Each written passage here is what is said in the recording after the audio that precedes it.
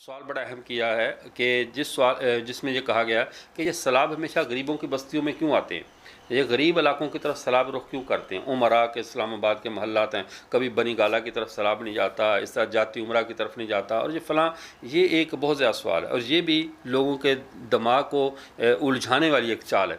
हदीस मुबारक में, बुखारी शरीफ में हदीस मुबारक है, आप सल्लल्लाहु अलैहि वसल्लम ने उस हदीस मुबारक में ये इरशाद फरमाया कि जिस बंदे को दुनिया के अंदर कोई तकलीफ़ पहुंची, दुनिया के अंदर उसकी तकलीफ़ पहुंच गई या उसकी गलतियों का कफ़ारा हो जाता है दुनिया के अंदर, और जिसको ना पहुंची उसको अज़ाब को अल्लाह ने रोक लिया दुनिया से, अब आखिरत में उसका मामला खुदा के सुपुर्द है। अल्लाह चाहे तो उसको माफ़ कर दे, अल्लाह चाहे तो उसको जो है वो गिरफ्त में रख ले, ये अल्लाह पर है। लेकिन जिसको दुनिया में तकलीफ़ पहुँच जाए ये उसके गुनाहों का कफ़ारा बन जाता है। इस वक्त सैलाब से अगरचे गरीब लोग उसकी पकड़ में आए हुए हैं, गिरफ्त में आए हुए हैं, और इस्लामाबाद वाले वो सियासतदान और वो सारे सियासी गुर्गे जो हैं और जो बड़े गुरु घंटाल हैं वो सब के सब बचे हुए हैं। लेकिन इस बचाव को हकीकी बचाव मत समझे, इसलिए कि हमारे यहाँ दुनिया सिर्फ इसी यानी ख़त्म ज़िंदगी का नाम नहीं है कि यहाँ ख़त्म होगा और मामला ख़त्म हो गया। हमारी तो असल ज़िंदगी शुरू ही मरने के बाद होती है, फ़ैसला तो वहाँ होगा।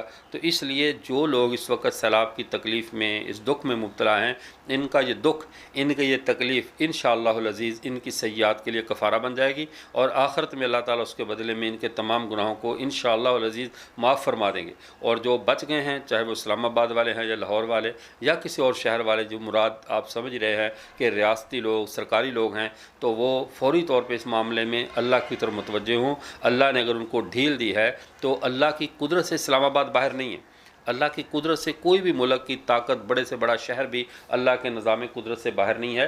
तो इसलिए अगर उनको ढील दी गई है तो यकीन कीजिए कि आपका अज़ाब भी रुका हुआ है। वो आप अल्लाह क़यामत के दिन पर अल्लाह की स्वाबदीद पर होगा कि अल्लाह ताला आपको माफ़ कर दें, अल्लाह ताला आपको पकड़ लें। गरीबों का मामला तो यहाँ क्लियर हो गया, इनका तो हशर समझ लें कैम हो गया। आप अपनी फ़िक्र करें, जो रियासती हुक्मरान हैं, सियासतदान हैं, ये अपनी फ़िक्र करें कि इनका मामला भी लटका हुआ है, क़यामत में अज़ाब मिलता है या इनको स्वाब मिलता है, इस मामले के बारे में भी कुछ नहीं कहा जा सकता। हाँ, इनके पास मौका है, अभी इनको अल्लाह मोहलत भी दे रहे हैं, मोहलत दे रहे हैं कि ये लोग जाकर जो अभी तक अल्लाह से रजू कर लें, अपने मामलात को दुरुस्त कर लें।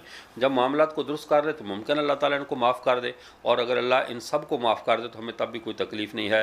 उसकी जन्नत है, इतनी वसी और जन्नत है, हमें किसी को माफ़ी मिल जाने पर कोई तकलीफ़ नहीं है और किसी को अज़ाब मिलने पर हमें कोई खुशी नहीं है। लेकिन हमारी दुआ है कि हमारे हुक्मरान दुनिया ही में अपना किरदार दुरुस्त कर लें कि आखिरत में इनको अज़ाब हो या स्वाब हो, उसका हमें क्या फ़ायदा या नुकसान। कम से कम इनकी वजह से जो कौम पर अज़ाब आते हैं, कौम जिस तकलीफ़ से, महंगाई और करप्शन और बदअमनी से ज़िंदगी गुजारती है, कम से कम इनकी ज़िंदगी पुरसकून हो जाए। तो ये अलग पहलू है।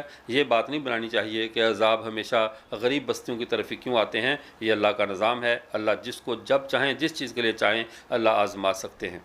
व आखिर दावाना अल्हम्दुलिल्लाहि रब्बिल आलमीन।